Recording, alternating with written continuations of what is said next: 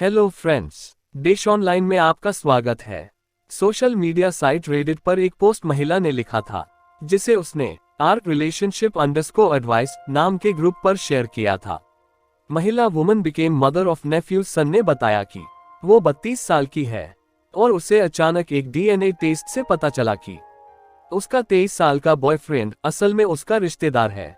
हर किसी की जिंदगी में कई ऐसे राज होते हैं जो अगर दबे रहें तो जिंदगी सुकून से चलती है, लेकिन अगर वो सामने आ जाए तो लोगों की लाइफ बर्बाद हो जाती है।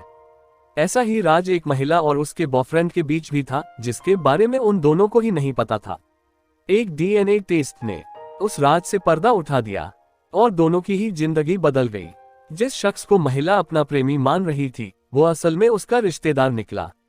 द सन वेबसाइट की रिपोर्ट के अनुसार सोशल मीडिया साइट रेडिट पर करीब 2 साल पहले एक पोस्ट महिला ने लिखा था, जिसे उसने आर रिलेशनशिप अंडरस्कोर एडवाइस नाम के ग्रुप पर शेयर किया था। एक बार फिर ये पोस्ट चर्चा में है। महिला woman became mother of nephew son ने बताया कि वो 32 साल की है और उसे अचानक एक डीएनए टेस्ट से पता चला कि उसका 23 साल का बॉयफ्रेंड रिश्ते में उसका भांजा लगता है। जब ये बात उन दोनों को पता चली तो उनके होश उड़ गए। दोनों का एक बच्चा था और जब ये जानकारी उन्हें मिली, उस वक्त महिला के गर्भ में उनका दूसरा बच्चा पल रहा था। बॉयफ्रेंड ने किया अपना डीएनए टेस्ट।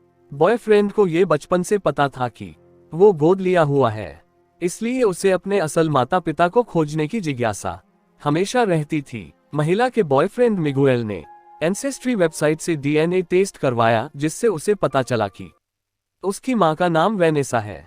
ये बात गर्लफ्रेंड को खटकी, क्योंकि उसकी सौतेली बहन का नाम भी वेनेसा था, जो 15 साल की उम्र में घर छोड़कर भाग गई थी। इसके बाद उसने अपना भी टेस्ट किया और इस तरह मालूम हुआ कि जिस वेनेसा की बात हो रही है, वो असल में उसी की बहन है।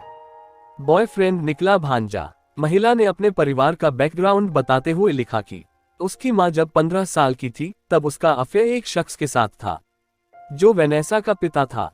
जब वेनेसा पैदा होने वाली थी, तो उस व्यक्ति ने महिला से किनारा कर लिया, उसे मारता पीटता था।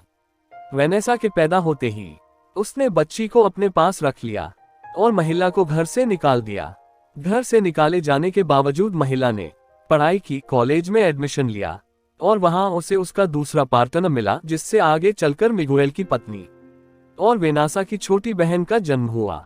फिर महिला ने वेनेसा को भी कानून के जरिए हासिल कर लिया, मगर वो घर से भाग निकली। राज पता लगने के बाद भी साथ आए दोनों। दूसरी ओर मिगुएल की गर्लफ्रेंड का भी पहले के एक रिलेशनशिप से बेटा था, पर जब उसकी मौत हो गई तो कुछ समय बाद उसे मिगुएल मिला और दोनों को प्यार हो गया।